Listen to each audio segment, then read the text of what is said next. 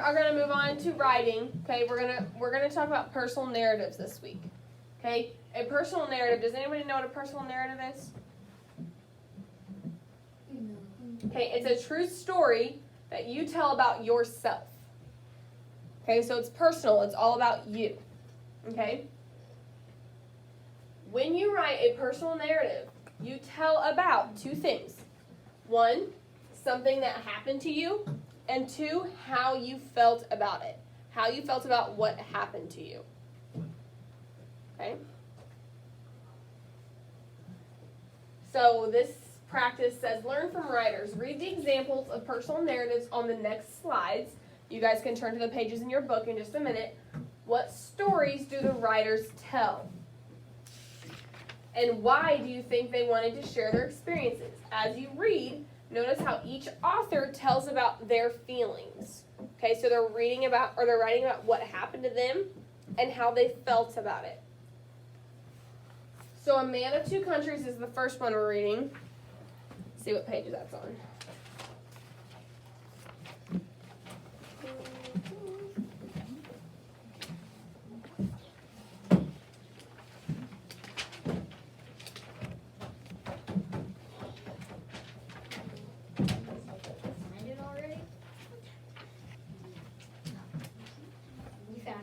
Actually, it is not. Did you guys find it? No. I don't think it's in your hardback reader. No. It's in a different book. Okay, so we're going to read it from the slides. A Man of Two Countries by Alan Say from The Grandfather's Journey. Okay, ready? The last time I saw him, my grandfather said that he longed to see California one more time. He never did. And when I was nearly grown, I left my home and went to see California for myself. After a time, I came to love the land my grandfather had loved, and I stayed on and on until I had a daughter of my own. But I also miss the mountains and rivers of my childhood. I miss my old friends. So I return now and then when I cannot still the longing in my heart. The funny thing is, the moment I am in one country, I am homesick for the other. So going back real quick, look at the questions it asked us. What stories do the writers tell? So, what is Alan Say telling us in this story? Oakley? He went to two countries. He goes back and forth to two countries. How come? Delbert, what do you think, buddy?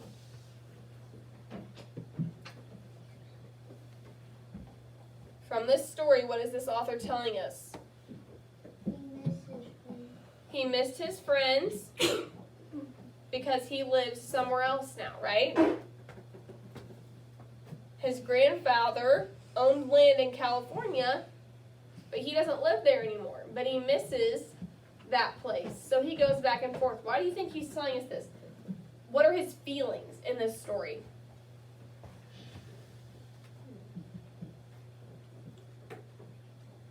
Is he happy? No. Is he excited?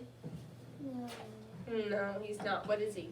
Kind of upset. Kind of upset, kind of sad. What do you think, Peyton? Not sad. Kind of sad, right? He loves the land, but he also loves where he lives now, and he misses the mountains and the rivers, and he misses his friends. So he returns every now and then when he goes to one place or the other, what's he find himself doing? Missing the other land. Missing the other land. Yep. Okay. Next story. The canoe trip that never happened. Last summer, my mom and my aunt suggested we go canoeing on the Green River. I was excited. Before we left, we bought a new tent and life jackets. We studied maps and planned where we should camp each night. Early one morning, Hayden, stop turning the pages, buddy. Early one morning, we packed up the car and drove to the Green River. Surprise! The river was brown and full of trash. There had been so much rain, it was flooding. Our careful plans were ruined. We stayed in motels and visited museums. It was okay, but not as much fun as canoeing. I hope we can try again next year. So what happened in this story? Thomas? A flood hit and it ruined everything. A flood hit and it ruined all of their plans. What were their plans? Jenna? They go down to the lake and go canoeing. Yeah, to go canoeing, but they couldn't do that anymore. How did they feel about it?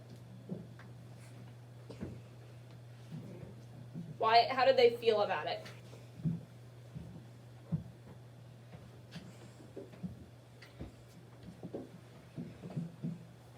Were they happy that their plans got ruined? No. No. What were they? Sad. They were sad. They still had fun, but it wasn't as fun as what they had planned, right? Canoeing would have been really fun. It would have been fun. I never. Okay, so we're gonna practice. Name 3 events in Alan Say narrative in the order they happened. So in A Man of Two Countries, name 3 events that happened in order.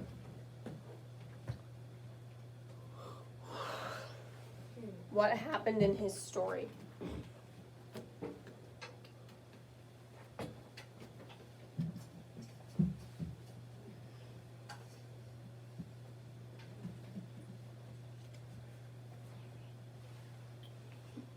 When he was nearly grown, he left home and went to seek California, didn't he? So he left and went to California. What else happened? Likely. He had a daughter. He had a daughter. Yeah, it says right here, I stayed on and on until I had a daughter of my own. What else happened? Wyatt, what else happened? Look up here. What else happened?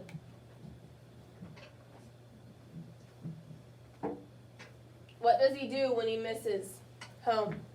He goes back every now and then. He goes back every now and then and visits.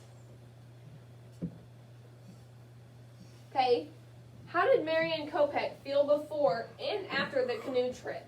So in her story of the canoe trip, how did she feel before the trip? Excited. She was super excited. She was ready. She was ready to go canoe and have fun and have a great weekend. And how did she feel after her trip, Addison?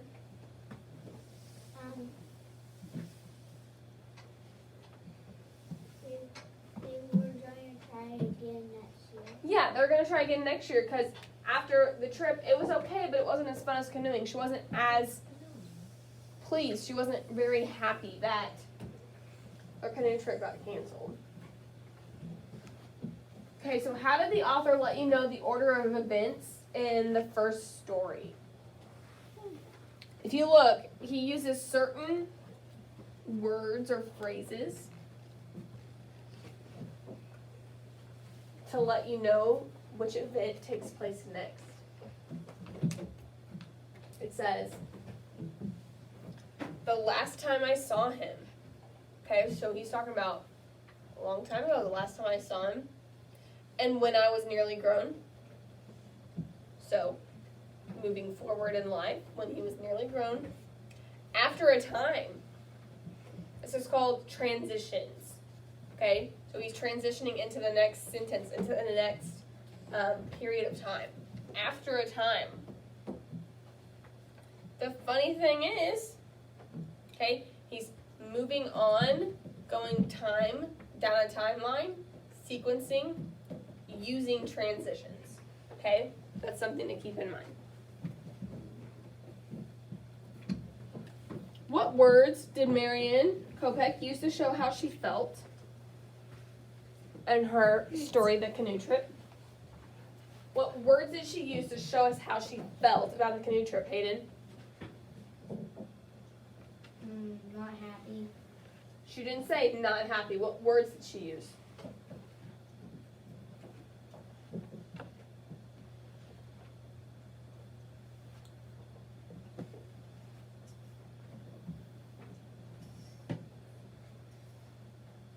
Jenna? Upset.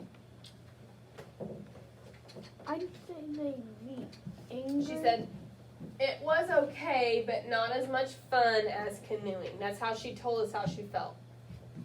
Okay? We gathered that she was upset, right? But she told us it was okay, but not as much fun as canoeing.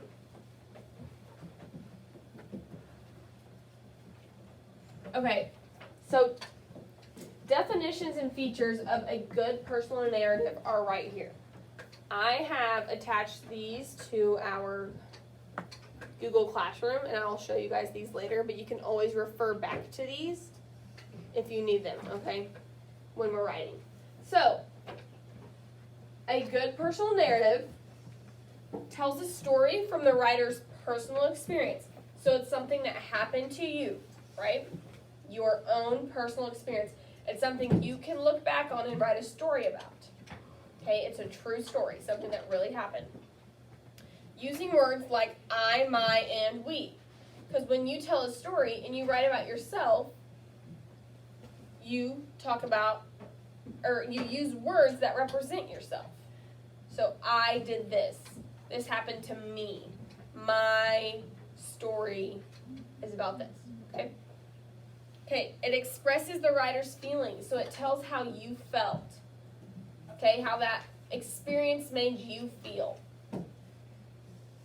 It has an interesting beginning, middle, and end, right? Because every good story has a good beginning, a good middle, interesting middle, and an ending. And it uses time order words to share events in the order they happened. Okay, so in the first story, he said, after a time. Okay, to show after a while, this is what happened. Oops. So, this wants us to reread A Man of Two Countries and then answer the questions. But we can just go over the questions and we'll talk about the answers ourselves, okay?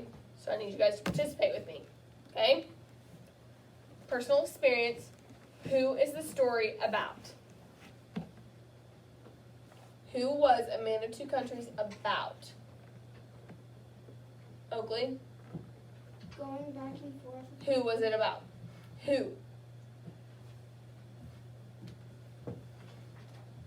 It was about the author, right? He wrote it about himself.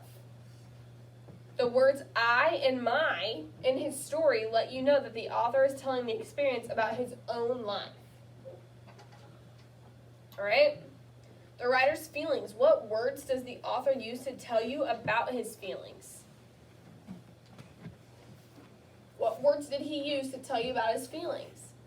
Delbert, what did you say? He did what? What did he miss? Remember in the first story, he missed his what? Old school. Not his school, his old friends. He missed his old friends and went back to see him. So you can tell he's feeling sad because he misses his friends. An interesting beginning, middle, and end. How does Alan say catch your attention in the beginning? How did he catch your attention in the beginning?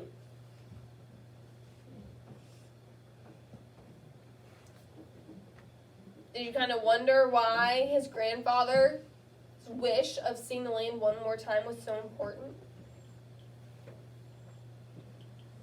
Time order words. To help you help your reader clearly understand what happened, make sure and use time order phrases such as first, then, and finally. What words did this author use? Blakely? After, remember? After a time, I came to love the land my grandfather had loved. So he's transitioning. Okay, so we're going to reread the canoe trip that never happened and then write one example of each feature like that table just showed us. Okay? What's that blue and red bar? That's just part of the slide.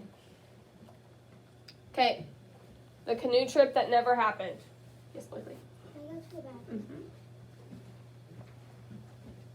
Who wants to read the first paragraph?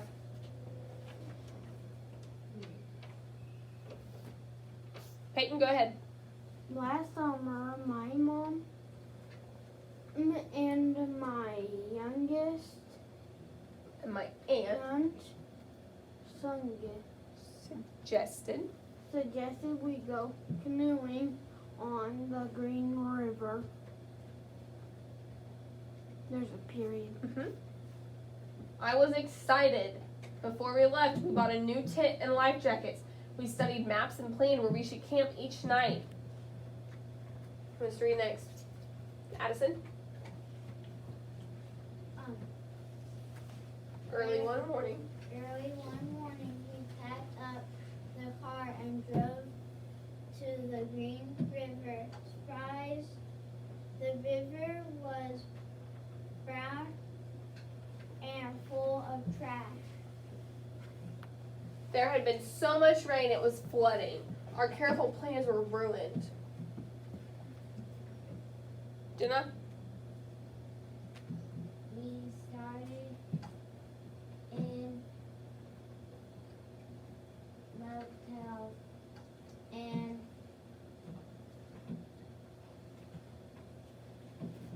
Visited. visited museum. It was okay, but not as much fun as canoeing.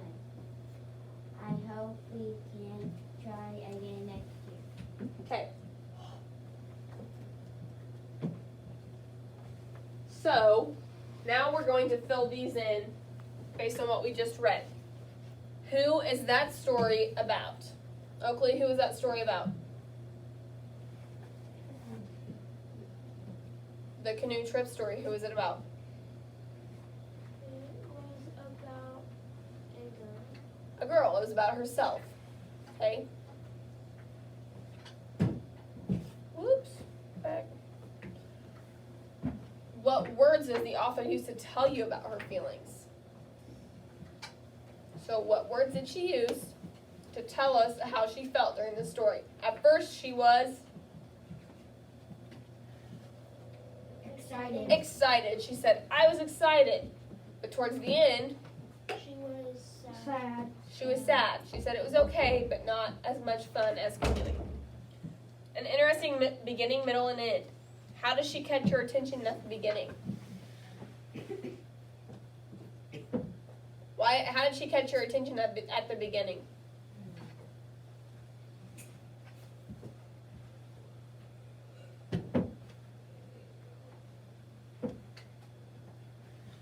She's writing about a canoe trip. Did you want to read about her canoe trip and everything she had planned? Yeah. Time order words. What time order words did Marianne use?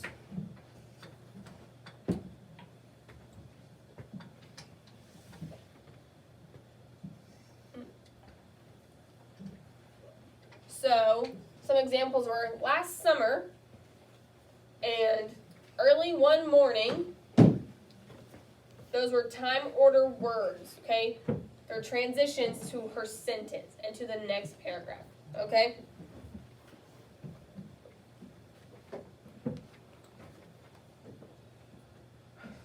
Tomorrow, we are going to learn about our pre-write, all right?